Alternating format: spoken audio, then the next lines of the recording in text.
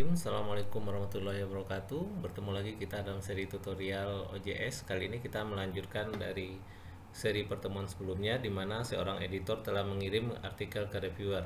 Nah, sekarang posisi kita adalah sebagai reviewer, bagaimana melakukan proses review terhadap artikel yang dikirim ke kita. Namun untuk memudahkan kita memahami, saya akan melihat menampilkan dalam tiga versi tampilan ya. Yang pertama yang saat ini adalah versi kita sebagai reviewer, lalu ini saya di browser yang lain, ini saya sebagai journal manager, ini di browser yang lain sebagai author.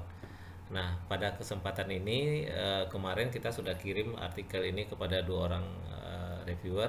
Di sini terlihat di status akunnya author ada dua orang reviewer, satu sudah mengirim hasil reviewnya.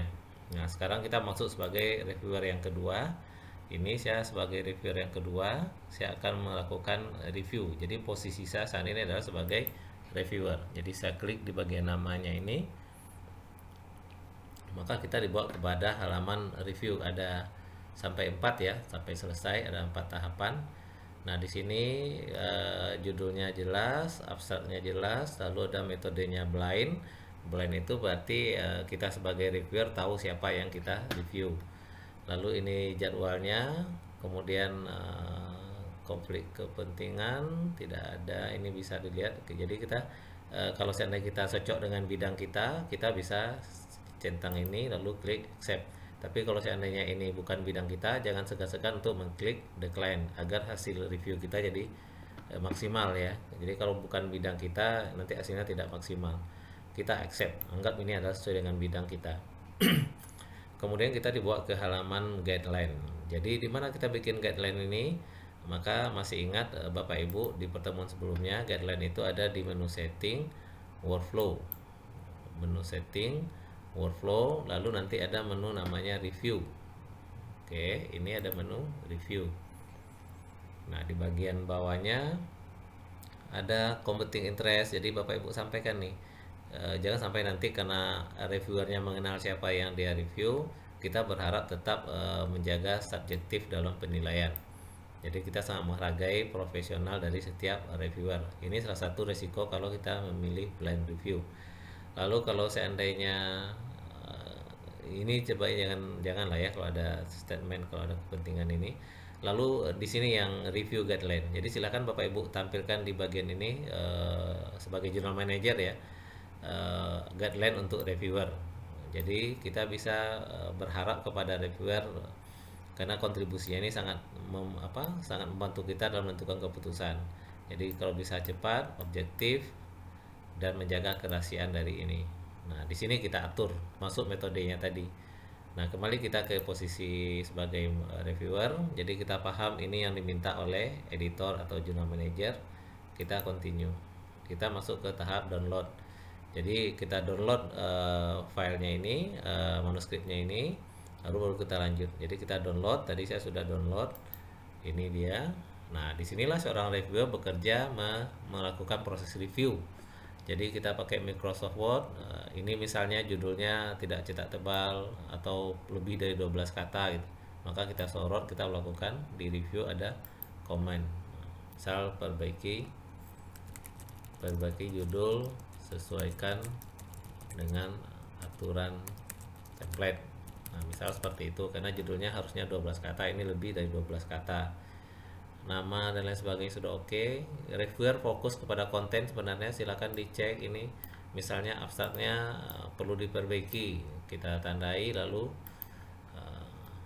abstraknya masih perlu diperbaiki,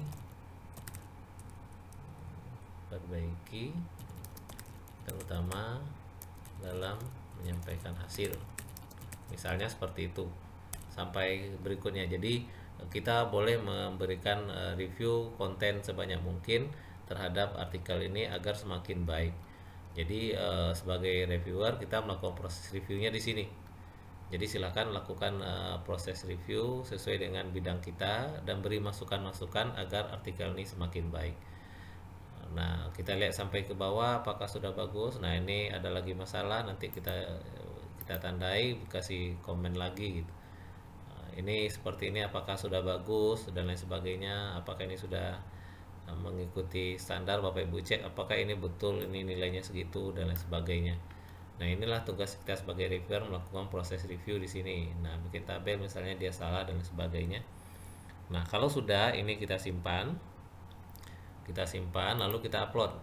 Nah, ini sementara nggak saya simpan, saya upload nanti ya di bagian bawah. Nah, kita sudah membaca artikelnya, sudah mereview artikelnya. Sekarang baru kita melakukan form review. Form review ini di mana kita bikin? Nah, form review ini perlu ya Bapak Ibu untuk author nanti. Form review itu saya coba masuk sebagai jurnal manager. Form review itu ada di bagian atas ini. Jadi masih di halaman setting, workflow, review, ada form review yang kita buat di sini. Jadi create di form review. Silakan lihat tutorial saya sebelumnya tentang bagaimana membuat form review. Jadi form review ini setelah dibuat di sini, maka kita aktifkan dia di menu setting jurnal. Jadi ingat Bapak Ibu, untuk mengaktifkannya itu di menu setting jurnal, pilih section. Pilih section, edit section ini. Nah, di sini muncul pilihan ini form review yang kita bikin tadi. Jadi pastikan dipilih diaktifkan, maka muncul di sini. Kalau ada tanda bintang berarti wajib diisi. Misalnya ini ya, ini tidak, ini ya, ini ya, ini ya. Misalnya cukup bagus. Oke, cukup bagus. Lalu kita upload. Nah, di sini baru kita upload filenya. Kita pilih filenya. Ini contoh saja. Proses mengirim file ini sebagai editor, author, reviewer sama saja. Jadi kita kirim filenya, lalu kita ambil keputusan. Apa keputusan kita terhadap artikel tadi? Karena tadi ada beberapa perbaikan. Ada kalau accept langsung diterima, kalau revision required berarti koreksinya ringan. Resubmit for review ini agak mayor karena harus ditulis ulang. Resubmit dikirim ke tempat yang lain lebih parah lagi, ini ditolak. Lalu saya pilih di sini revision required. Oke, saya klik submit. Mudah-mudahan tidak. Oke, selesai. Jadi posisi kita sebagai reviewer sudah selesai tugasnya. Sekarang saya lihat di posisi kita sebagai author ya. Ini saya review, saya refresh. Ini tadi 1/2 ya. Artinya satu orang reviewer sudah melakukan proses review. Nah, di sini terlihat kita sudah tahu bahwa sekarang 2 orang reviewer itu sudah melakukan review gitu. Kita sudah tahu. Nah, sekarang kita lihat posisi kita sebagai jurnal manager atau editor. Oke, saya masuk sebagai jurnal manager atau editor. Saya klik submission. All aktif. Nah, sini sudah muncul 2 orang reviewer, menandai bahwa 2 orang reviewer sudah mengisi. Jadi new reviews has been submit. Kita lihat hasil reviewnya. Nah, ini kita sebagai reviewer lagi ya, sebagai editor. Nah, kita sudah tahu bahwa kedua reviewer ini sudah mengirim artikelnya. Yang pertama required revision, sama-sama ya keputusannya ya, sama-sama. Jadi ini kita baca hasil reviewnya. Oke, cukup lah ya, bagus itu. Jadi kalau seandainya Bapak Ibu tidak setuju dengan keputusan reviewer bisa diganti. Ini kita setuju saja, confirm. Kita sudah baca. Lalu berikutnya yang ini sama juga ya, kita confirm. Selesai. Nah, baru kita ambil keputusan apakah artikel ini akan diterima atau dilanjutkan revisi kedua. Kalau sama ini sama-sama revisi kedua berarti kita lanjutkan ke request revision. Jadi dilanjutkan dengan revisi berikutnya. Jadi kita kirim emailnya, kita add di sini, add review email sehingga masuk semua jawaban dari review A, review B. Ini perlu untuk bukti bagi author bahwa dia telah melakukan proses review gitu. Kemudian kita record. Nah, pada saat ini sudah selesai, status kita adalah revision required. Jadi kita lihat di sisi author. Sekarang kita refresh.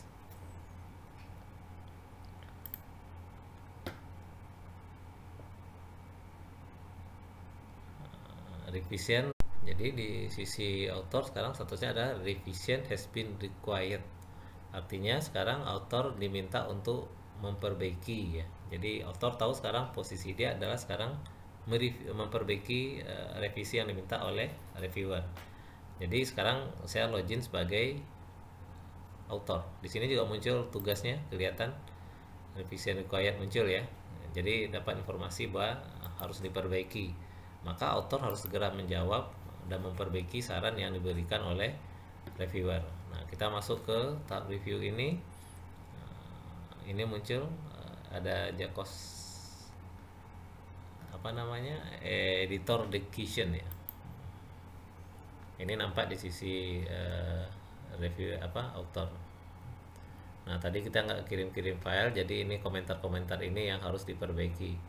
Tadi seharusnya ada file yang kita share, masuk file yang sudah kita tandai tadi, ini ketinggalan tadi centangnya.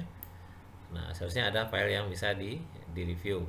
Nah, kalau seandainya sudah selesai di review, diperbaiki oleh author, ini seharusnya tadi harus ada file yang dikirim dari editor ya. Ada centang yang kita lupa tadi sebelum mengirim artikel ini. Harusnya muncul di sini file apa yang minta diperbaiki oleh editor selain dari komennya tadi. Nah, kalau sudah direvisi oleh author, kita tinggal klik upload. Upload file, artikel, kita pilih.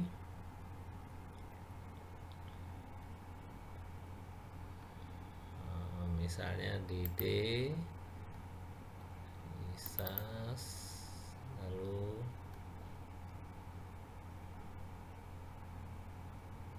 mana file saya tadi ya, ini. Oke, kita kirim file revisi. Ini adalah file revisi dari author.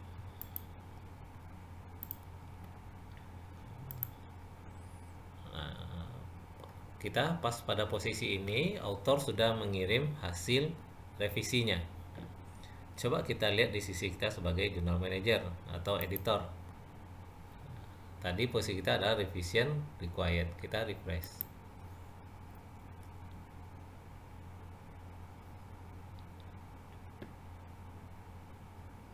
Kita tunggu beberapa saat.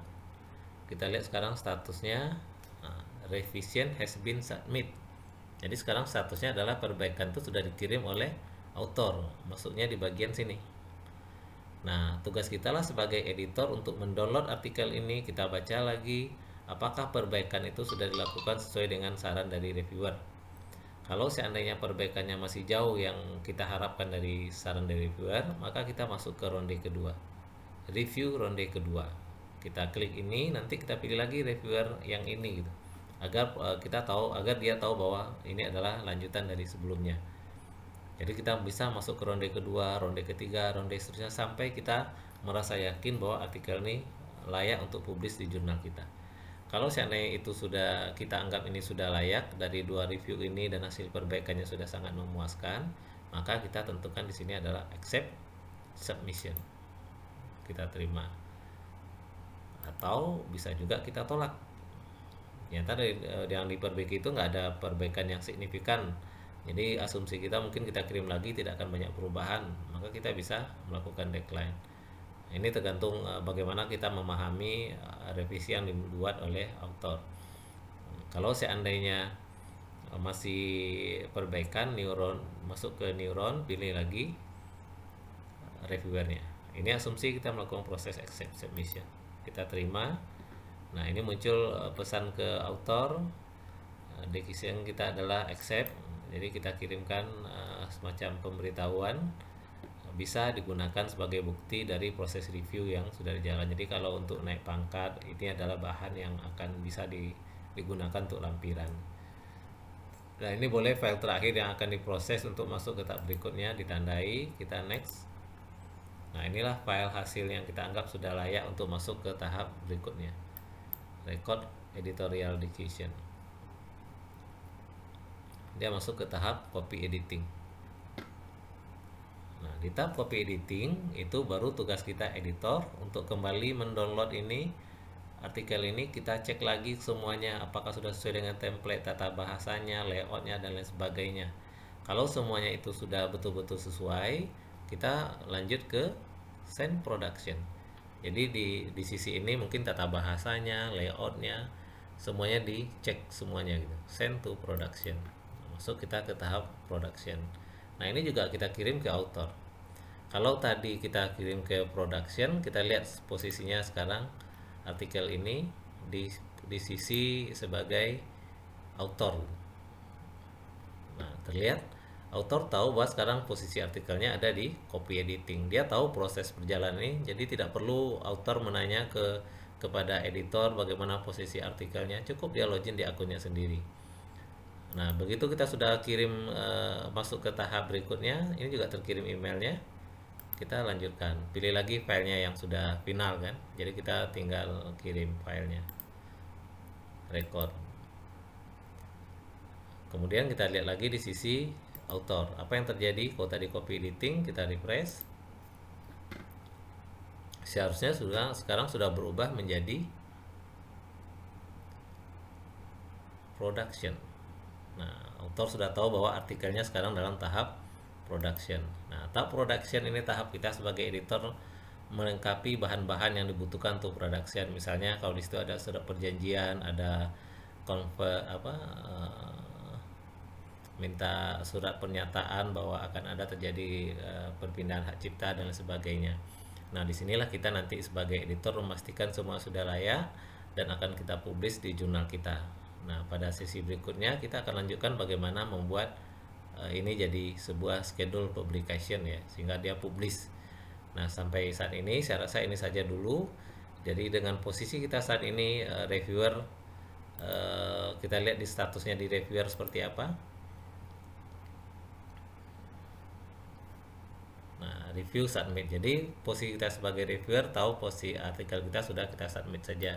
Di arsip belum ada, jadi ini akan berpindah ke arsip kalau ini sudah kita nyatakan publish atau ditolak, jadi masuk dia ke arsip. Jadi kalau ini menandakan bahwa reviewer sudah bekerja.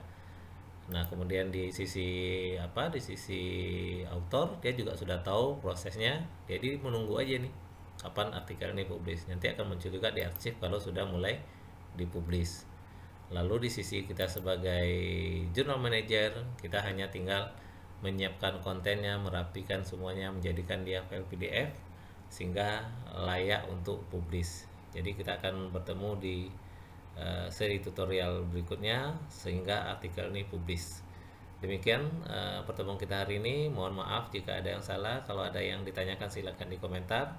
Saya akhiri dengan ucapan Assalamualaikum warahmatullahi wabarakatuh.